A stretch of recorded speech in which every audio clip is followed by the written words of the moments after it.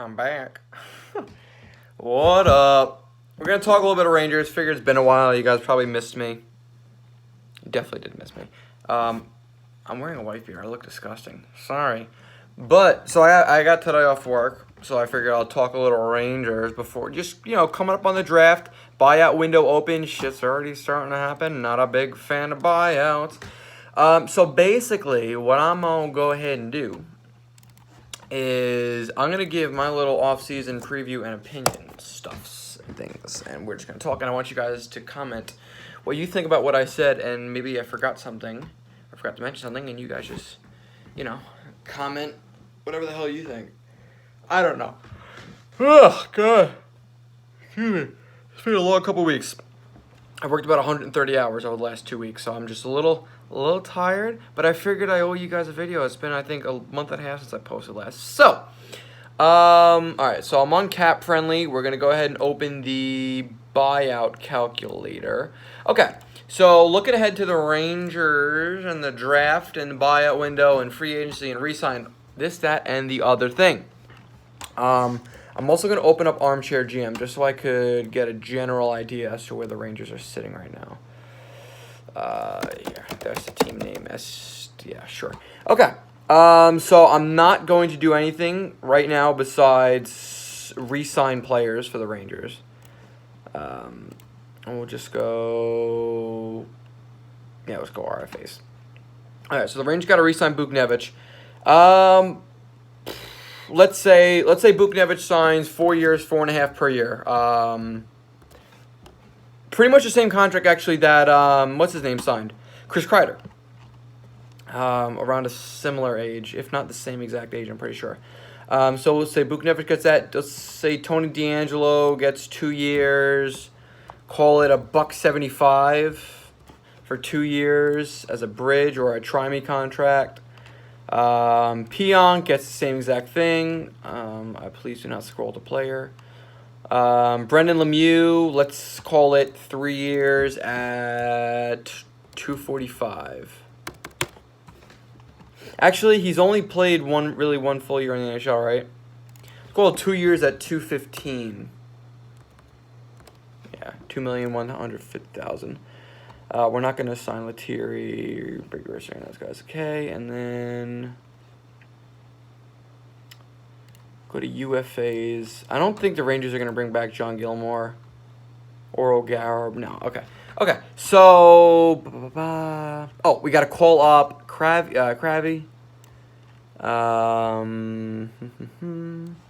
Well, let's just pretend we're going to carry 3 goalies for a minute. And I feel like Lindgren played well enough that he kind of earned himself a spot. Rykov's definitely going to compete for a spot.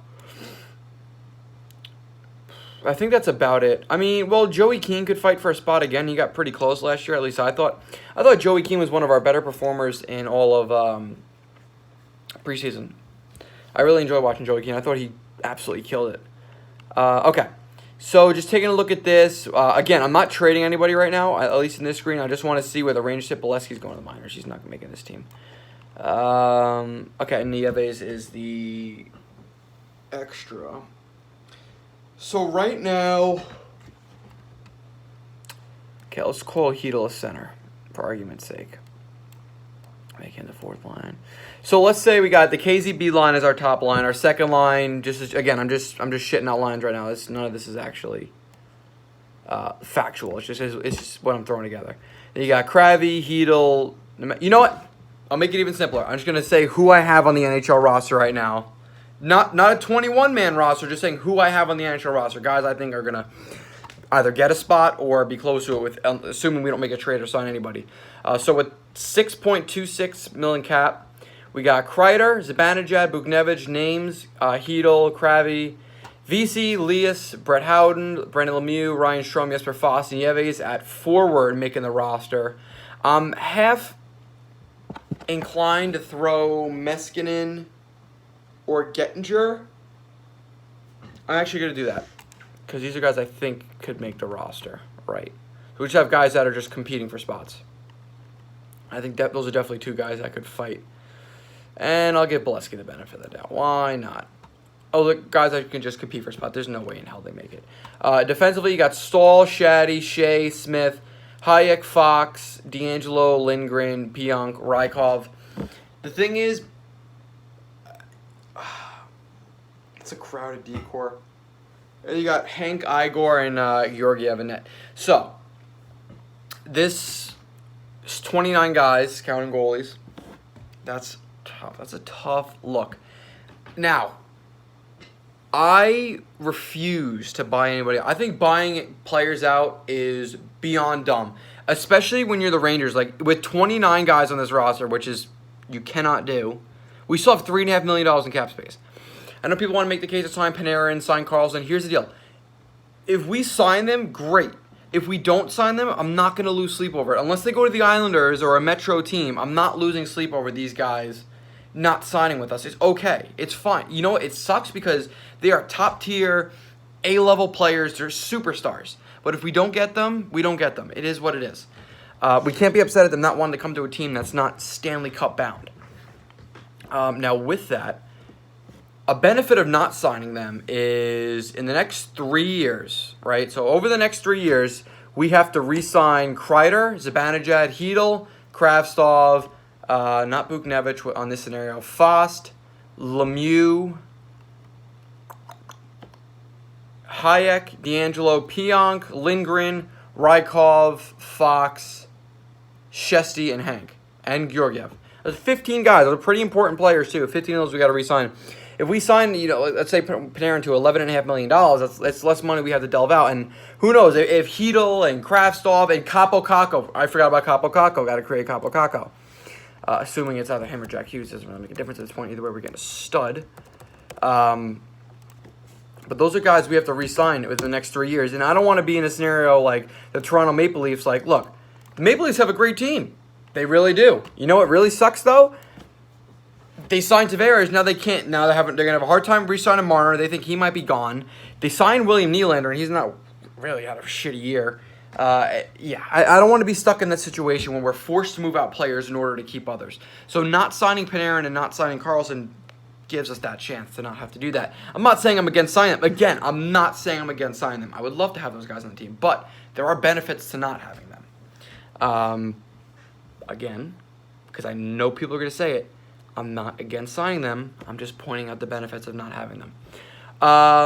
So here's why I'm against buyout. So I'm going to delete that team. So that's just what we look like right now. And honestly, if we suck again next year, big freaking deal. We get another top pick. Whoop-de-damn-do. So for the buyout calculator, here's why I'm against it. I'm not against not having Mark Stahl on the team anymore.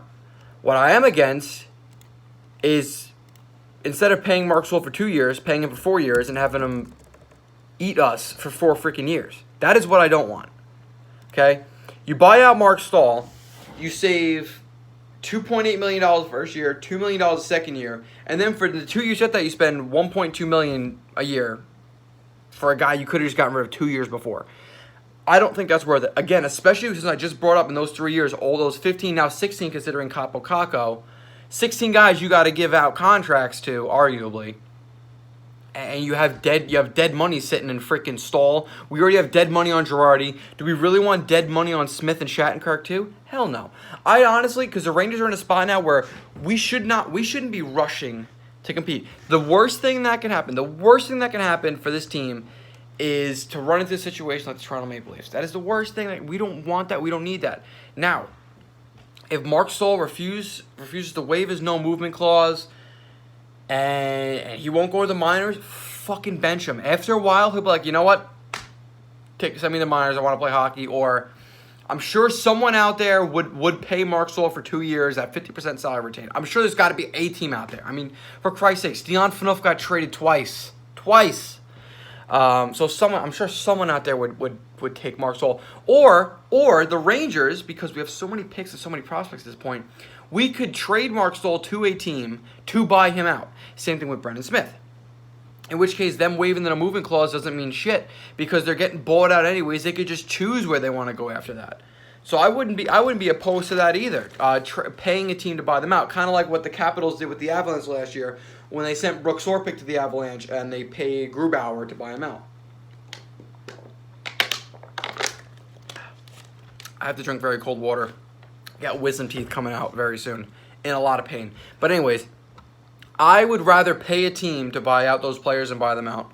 I don't see a point in paying a player 2 more years after he's on your team, especially if they're, you know, a detriment. I don't know. I don't like it. I really don't. Especially when we got to re-sign those guys.